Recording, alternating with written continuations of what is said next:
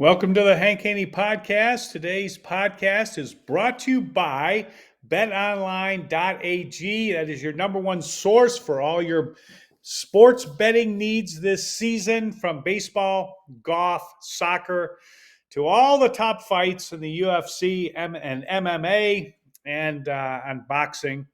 Every stat, every matchup, and even live odds and spreads while the games are being played. When the game's over, you can head over to the online casino and get in on a game of blackjack or poker, or you can unwind at one of the over 150 slot games. Head to the website today to get in on the action and use the promo code BLEAV for your 50% bonus on your first deposit. That's BetOnline, where the game starts, betonline.ag. All right, today's podcast is also brought to you by Haney University. That is my website, and that is where you go to find out information about getting better at golf by getting a golf lesson from me at The Golf Practice in Highland Park, Illinois. I am teaching right there, so hope to see you there. All right, I want to preview the Open Championship, the fourth major of the year, the final major of the year. Never have liked this change since they made. Of course, I liked it when it was May and we had another major in the PGA Championship. But I don't like it when the last major ends in July. And this used to be the third major, but now the Open Championship is the fourth major. And since there's really only 4 real tournaments, everything else is exhibition. That's what they tell me. Well, they tell me the LIV's exhibition. So if LIV's exhibition, I got to think that the Quad Cities or John Deere or whatever it's called now, that's kind of an exhibition too. Matter of fact, a lot of tournaments are exhibition. They're pretty much all exhibition except for the major championships. So to have the season of golf over in July, it's kind of a bummer, to be honest with you. But it is what it is. This is the schedule, and the fourth major is coming up, the Open Championship. The Open Championship, I was thinking about this, predicting a winner. The Open Championship is the easiest tournament you could win. It's kind of like a match play championship.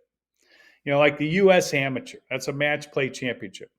It's the easiest tournament to win, and it could be the hardest tournament to win. Here's what I mean by that.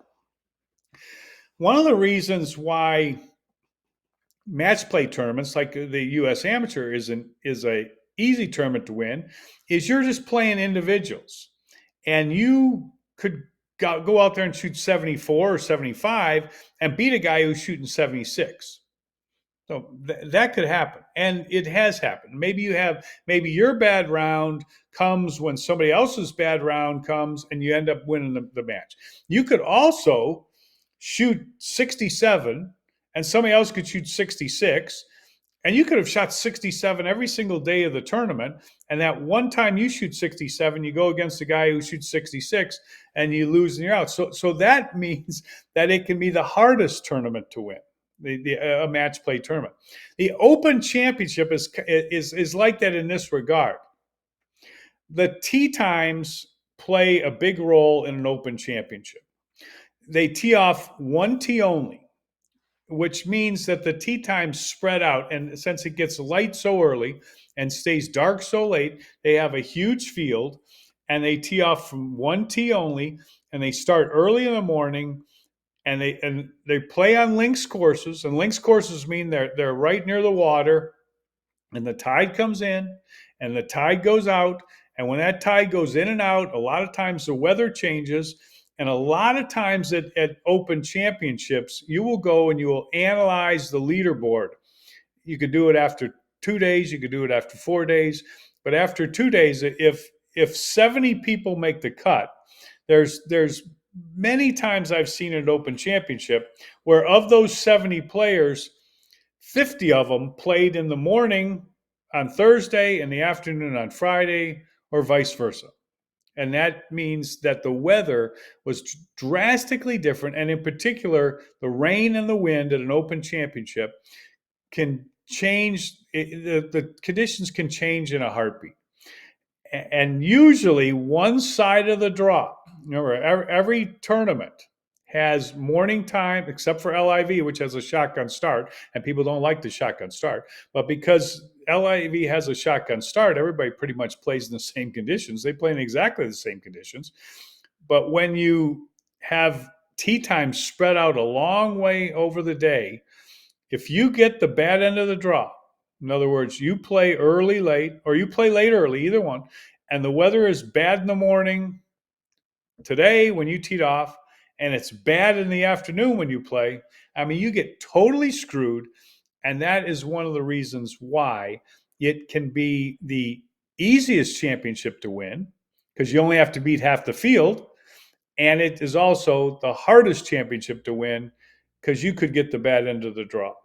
So when you go to predicting who's going to win the Open Championship without knowing which side of the draw is going to get screwed, because usually one side or the other gets screwed, at least to some degree, it happens pretty much every time they play.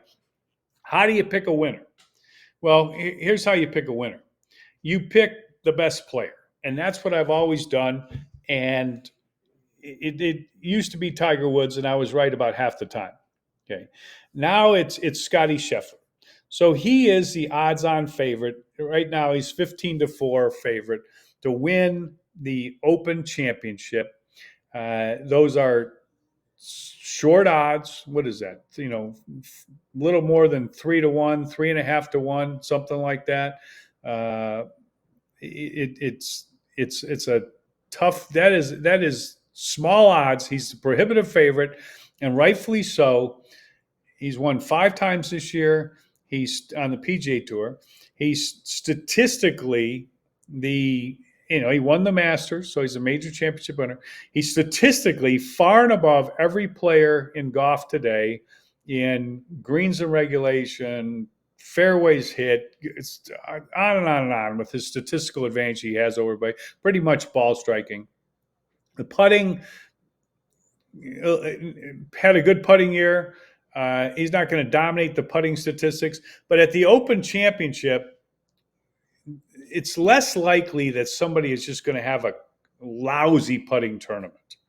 And that's because the greens are going to be slow at an Open Championship. Slow, relatively speaking. They're going to be like rolling about 10 on the stemp meter, which compares to the PGA Tour, which would be 12, or the U.S. Open or Masters, which would be 14. They're going to be slow. And they keep them that way because they have to guard against the possibility that there'll be a big wind.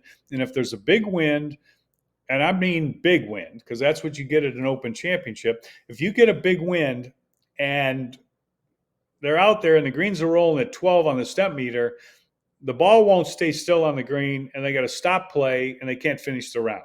And maybe they can't finish the tournament because of that. So they have the greens slower on purpose every year, and it makes it so that, in my mind, it's a little less of a putting contest, which I kind of like. I like the Open Championship. It's one of my favorite tournaments for sure. I've been to many. They're playing at Royal Troon. I've been to Royal Troon more than once.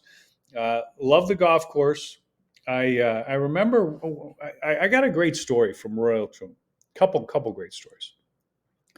This was back in the day. So this must have been 1997. I mean, this is going back. I think that's the year Justin Leonard won. 1997. It long time ago, and I'll never forget this.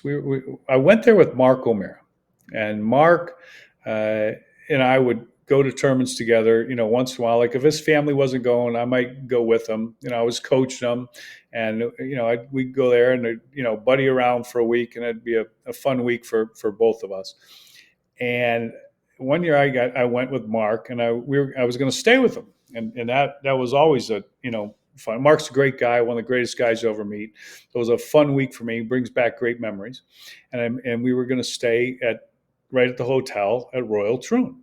I thought, wow, this is awesome. I mean, we're right at the hotel. Walk down to the driving range. Walk down. This is what could be better. Nothing. Nothing could be better. And I'm not paying because Mark's paying. That was great. It's double great. Okay.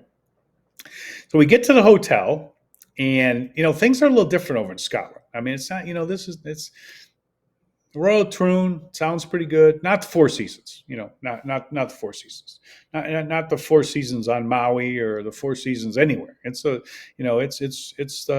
Royal Troon. But it's nice. It's nice. You probably got like two twin beds that are you could barely like your legs. If you're as tall as I am, your legs are going to be hanging off the end. Don't turn over too much; you'll fall on the floor. But it'll be okay. It's kind of it's nice. You're right there. You're staying at the hotel. Okay. We check in, and they inform Mark. And like most of the tournaments staying there at the hotel, and they inform Mark that we've had a problem, and we don't have any water. There's no water. That's what they said. No water. Like Mark, look, Mark's got great sense of humor. Looking at it, says, "What do you mean you got no water?" And they go, "No, we have no water." So like they're checking us in, like it's not a big deal. Don't worry, you got no water. And you got no water. What when are you going to have water? Well, we're not sure we're going to have water this week. We got a big problem, and we might not have water this week. Something wrong with the plumbing or something. We're not going to have water. And Mark's like, what? What do you mean you're not going to have any water? Okay, we're not going to have any water. What do we do to how do we take a bath?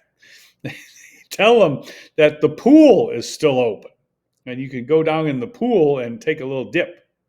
But don't use any shampoo on your hair. We don't want to mess the water up on the pool. But you can just jump in and jump out. This is for real. This story is absolutely for real. And Mark is like looking at this person at the front desk like, are you fucking out of your mind? I mean, seriously? And then Mark's like, let me ask you something. Do we get a discount? Are we getting any? No. There'll be no refunds. There'll be no refunds. There'll be no discount. What is there another? Have you guys made arrangements with another hotel that maybe we could stay at? Is there any place else that has water? Because we're staying at this hotel, and it's back in the day, but it's like $500 a night. Back in the day, 97, $500 a night. That was a lot of money. We're all excited. We get to stay at the Royal Troon right there at the golf course. But the hotel has no water, and sure enough, we had no water. Yeah, that's what we had. We had no water, and I don't think we had any water all week. So we kind of went downstairs, and I think there was some water down in the somewhere we could go down to walk down, wash our face or our hand. I mean, it was like seriously, really no water. Anyway, that was one story. And then the other story, I never forget. We played in a practice round. This was pretty cool. I've had a lot of cool experiences in my coaching career, but we played a practice round, and we played a practice round with Arnold Palmer. I mean, it was this was really cool. And Arnold Palmer's caddy was he was telling this story about how they put a plaque up on the 15th hole for Arnold, and he was telling all about this stuff. We're walking on the first hole, and when I'm listening to this story, and all the players are listening to the story, I forget who we were playing with. I think we were playing with Mark Calcavecchia. Anyway, we were walking down that fairway, and those guys were looking at us and said, that I don't think this caddy is quite with it, And we got on they got to the ball, and they got to Arnold Palmer's ball, and he said, Arnold goes to him and says, how far, what do we got here? And he says, 164. And the two guys were looking at one another, Mark and Mark, they're both looking at one another, and the caddies were looking at one another, and they had their yardage book out, and he had 176 or something. He told them he had 164. And I don't think this caddy is really, he was a little past his prime, kind of a little like Joe Biden. He's a little past his prime. And he was they were looking at one another, and they're thinking, He's got like 166. He just told me he's got like 164. Like he's 12 yards off. Not sure. And you know that story he just told on the about that plaque that's on the 15th hole? That plaque is at Royal Birkdale. He said, "We're at Royal Troon. This is not where the plaque is. He's on the wrong golf course. Yeah, I don't think he knows where he is." There's the two stories I remember: no water, and the caddy telling Arnold the plaque is on the 14th hole, and you got 164 and he had 176. Never forget those two stories. But anyway, let me go back to who I think is going to win the Open Championship. Scotty Scheffler, the favorite. Rory McIlroy, second favorite, 8-1. 8-1. Is Rory going to win a major? Well, if he gets in contention, having been in contention in the U.S. Open, you know, would he finish it off? Third time the charm. Players who won more than 3 majors win 1 out of every 3 times they're in serious contention. This will be the 3rd time Rory's been in serious contention in the last 10 years, and maybe he could get it done. I wouldn't put it by him. He's a great player. Xander Schauffele. I would always have him up near the top of my list because now he's got the confidence, having won the PGA Championship, that he can do it. He knows how to finish. Doesn't mean he's going to finish every time, but he does know how to finish, and he's a heck of a player, consistent player. Hard to leave him off the list. Bryson DeChambeau, 12-1. How do you not like the way this guy plays? And one of the things that's really important when you're playing in an Open Championship, you have to be able to putt from off the green. And who can forget all those great shots that Bryson DeChambeau hit from off the green at Pinehurst? Pinehurst is the most like an Open Championship of any golf course that there is probably in the United States. And for sure, the conditions that it's in the U.S. Open, like it was at Pinehurst, number 2, is really similar. So he's kind of going from one Open Championship course to another Open Championship course, and obviously riding a big high. And when you hit it as far as he does, like, how can you be that far out of the action? And then the next person out of the list is Ludwig Aberg, and he is a heck of a player. It seems like every time this guy tees it up, he's right there, right in contention. He's 12-1 favorite, and you gotta I gotta like him too. Next on the list they have for the odds is Jon Rahm, 15-1. Jon Rahm has shown no signs. This is a pick based on his reputation, but it's not his reputation this year. He's shown nothing to make you think that he's a favorite of any kind to win the Open Championship. Not by his play this year on LIV, and given that fact, I'm not high on that pick, but he is Jon Rahm, and could he find something? Of course he could. Of course he could. But that to me is a little bit of a long shot pick with no logic to go with it. And then you got Victor Hovland at 15-1, probably a good 15-1 pick too. And then Brooks Koepka at 18-1. I saw one of the betting experts picked Brooks Koepka because of his ball striking, and the logic he used is his putter shouldn't be as big of an issue at the Open Championship, and that's because of the speed of the greens, which is something that I mentioned earlier. So I do kind of like that pick. I do like the Brooks Koepka pick, because when it's a major, I'm always a fan of Brooks Koepka. He will bring it, and then everybody else to me, it's just like pick them. Whoever you think, give me your logic. It's all good, but if I'm forced to bet, I'm going to pick the best player.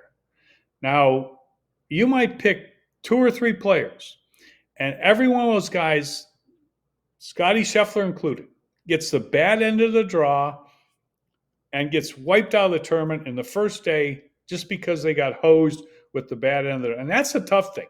Go all the way over there, practice for the 4 days or 3 days you're there, tee off on Thursday, you tee off in the afternoon. Guys who played in the morning, perfect weather. You tee off in the afternoon, 30, 40-mile-an-hour winds, rain coming down sideways, and you got no chance. Might as well just head her back home, because you aren't going to win that tournament. and that happens at the Open Championship a lot. So but it's always my favorite tournament. With that and the Masters, the two tournaments, and these are the two majors that everybody would like to win. You want to win. Mark O'Meara was lucky enough to win. Fortunate enough. Well, it wasn't luck; it was skill. But he was the winner of the 1998 Masters and the 1998 Open Championship, and those are the two major championships that you want to win. Number one, number two, the Masters and the Open Championship. I love the Open Championship. I remember watching it so many years, and every time I turned on the TV, I would hope when I turned it on that the wind was blowing and maybe even raining, because I want to see how the players handle those conditions.